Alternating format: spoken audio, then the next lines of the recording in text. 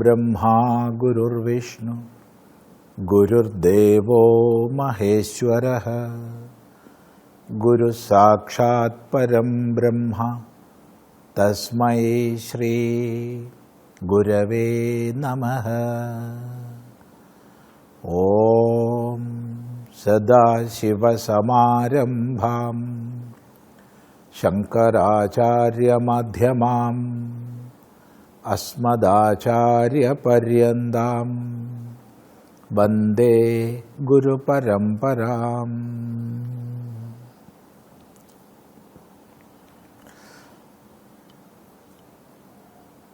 വിശ്വാമിത്ര മഹർഷിയുടെ കൂടെ സഞ്ചരിച്ച്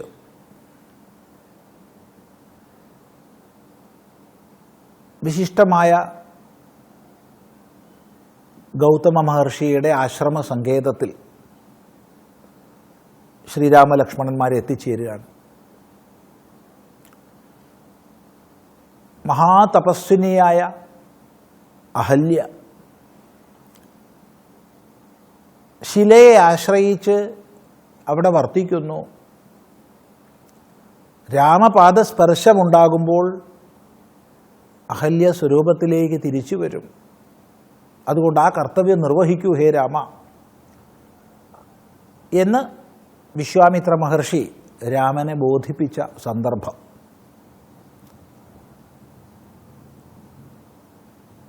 ആ ഭാഗമാണ് നമ്മൾ ഇന്ന് ഇപ്പോൾ ശ്രവിച്ചത്. ഗാധിനന്ദനൻ വിശ്വാമിത്ര മഹർഷി ദാശരഥിയോട്, ദശരഥപുത്രനായ രാമനോട് അഹല്യാവൃത്താന്തത്തെ പറഞ്ഞ് രാമൻ്റെ തൃക്കൈയും പിടിച്ച് ആശ്രമത്തിൻ്റെ അങ്കണത്തിലേക്ക് എത്തി. ഉഗ്രമായ തപസ്സോടുകൂടിയിരിക്കുന്ന അഹല്യ ആ അഹല്യയുടെ രൂപം കാണിച്ചു കൊടുത്തു. ശ്രീരാമനാകട്ടെ ഞാൻ രാമനാണ് എന്ന് പറഞ്ഞുകൊണ്ട് ആ അഹല്യയുടെ മുമ്പിൽ നമസ്കരിച്ചു.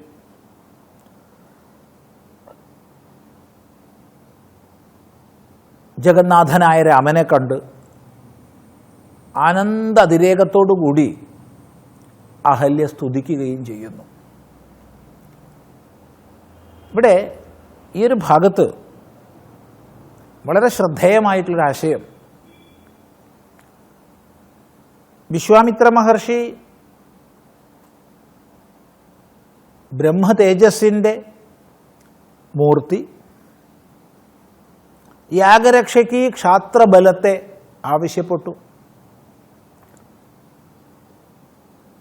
രാമൻ വിശ്വാമിത്രൻ്റെ കൂടെ പോയി യാഗരക്ഷ ചെയ്തു.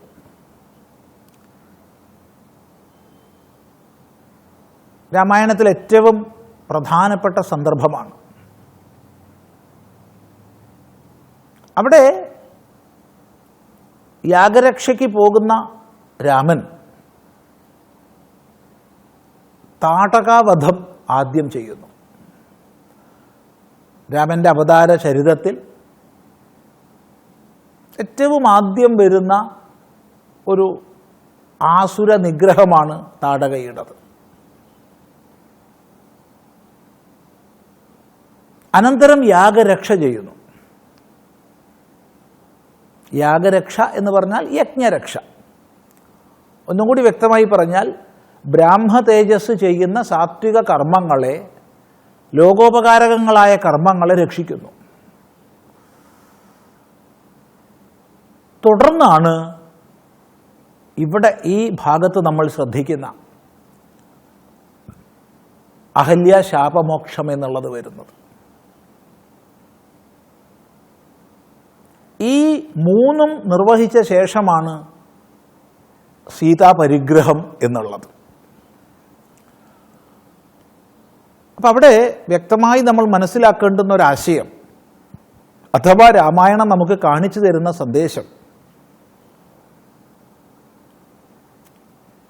പരാശക്തിയുമായുള്ള പരമേശ്വരൻ്റെ ചേർച്ച, അതാണല്ലോ സീതാരാമന്മാരുടെ വിവാഹം. അപ്പം ആ ഒരു സന്ദർഭം വർണ്ണിക്കുന്നതിന് മുമ്പ്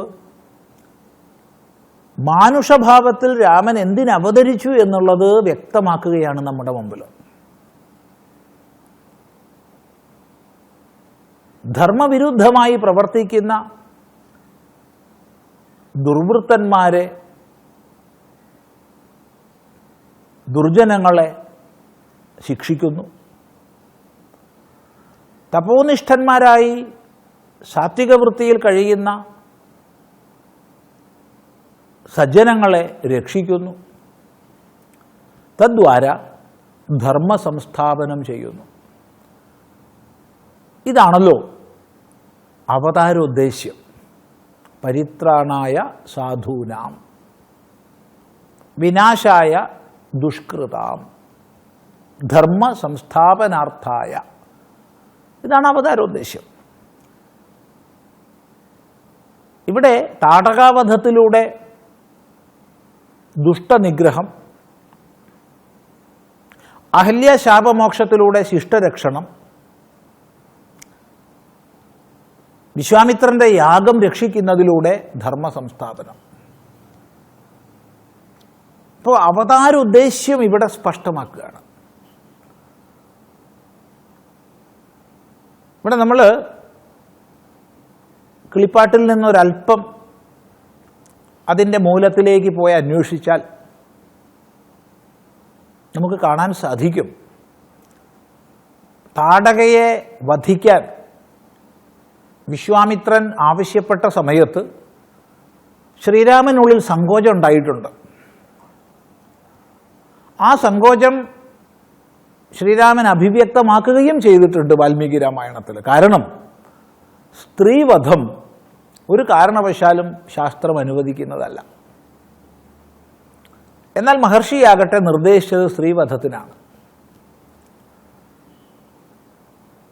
ശ്രീരാമനുള്ളിൽ സങ്കോചമുണ്ട് എന്ന് മനസ്സിലാക്കിയ മഹർഷി ഉടനെ ഉപദേശിക്കുകയാണ്. ധർമ്മധ്വംസനം ചെയ്യുന്നവളാണിവൾ, പ്രപഞ്ച വ്യവസ്ഥയെ നശിപ്പിക്കുന്നവളാണിവൾ. പിന്നെ സംശയിച്ചില്ല രാമൻ. ഞാണൊലിയിട്ടു, താട്ടകയെ ആകർഷിച്ചു, താട്ടകയെ വധിച്ചു. അപ്പം ധർമ്മ സംരക്ഷണത്തിനായിക്കൊണ്ട് അതിന് വിരുദ്ധമായി നിൽക്കുന്നത് സ്ത്രീയെന്നോ പുരുഷനെന്നോ നോക്കാതെ അവിടെ പ്രവർത്തിക്കുന്ന രാമൻ.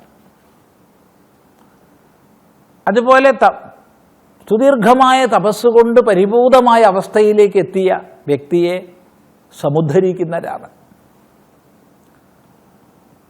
ക്ഷാത്ര വീര്യത്തിൻ്റെ മൂർത്തിയായി ബ്രാഹ്മ തേജസ്സിൻ്റെ യജ്ഞം സംരക്ഷിക്കുന്ന രാമൻ. ഈ മൂന്ന് ഭാവങ്ങളുടെയും ഒരു സമന്വയമാണ് ഇവിടെ നമുക്ക് കാണാനുള്ളത്. അപ്പോൾ ശ്രീരാമ അവതാരം എന്തിന് എന്നുള്ളത് സ്പഷ്ടമാക്കുന്ന ഒരു സന്ദർഭം. ആ സന്ദർഭത്തിൽ ഏറ്റവും പ്രധാനമായുള്ള ശിഷ്ടരക്ഷണം എന്നുള്ള ഭാഗം, അതാണ് നമ്മൾ അഹല്യശാപമോക്ഷത്തിൽ കാണുന്നത്. ആ ഭാഗമാണ് നമ്മൾ ഇന്ന് ശ്രദ്ധിച്ചത്. നല്ലപോലെ മനനം ചെയ്യാമെന്ന് മാത്രം പറയട്ടെ. നമസ്കാരം.